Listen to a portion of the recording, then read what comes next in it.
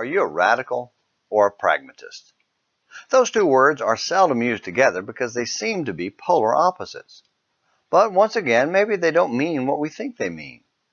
A pragmatist is one who is focused on results rather than ideals and will compromise on principles to get the desired outcome.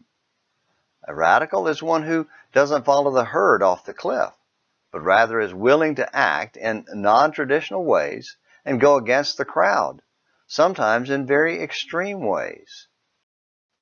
Typically, I don't use the word radical to describe myself because it makes me think of 70s hippie surfers smoking weed and mumbling, "Radical dude, pass me the joint."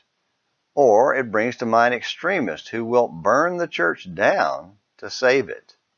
But in the right context, and if the specific meaning is given, then it's an excellent word. Also, I wouldn't want to be a pragmatist because I don't believe the ends always justify the means, especially if it means compromising ideals and principles. That's a sure path to destruction. Yet, we're all pragmatic in areas that don't matter. I may want to buy a boat to go fishing, but I settled for a grouper sandwich at Bahama Breeze. Oh, and I believe that some self-styled radicals are actually pragmatists, perhaps even radical pragmatists.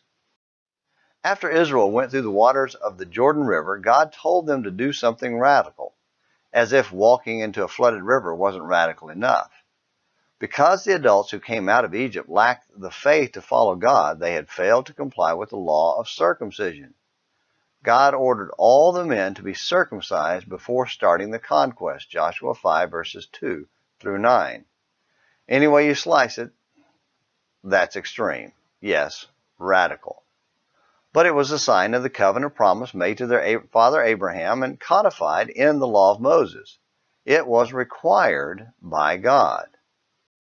And the radical did it because God said so. God's say-so made it the right thing to do. The New Testament repeatedly says loving the Lord God means keeping His commandments. John 14:15, 21, 23, John 15:10, 1 John 2 verse 3, and chapter 5 verse 3, 2 John verse 6, all affirm the radical connection between loving God and obedience. Obedience must come from a heart of love for Jesus. It's nice and very important that we treat others with love. It's the second great commandment.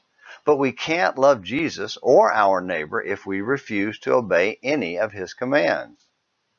The pragmatist might have gone along, but only for the preferred outcome of remaining in the group. In the same way, today, the rightness of the action is defined by wholehearted obedience to God, not the label we choose. Most of the religious world claims to love the Lord and their neighbor, but refuses to keep the Lord's commands. Oh, they may keep some from time to time, but only when it results in their desired outcome, not God's. So, ask yourself this: are you a radical or a pragmatist? Something to think about.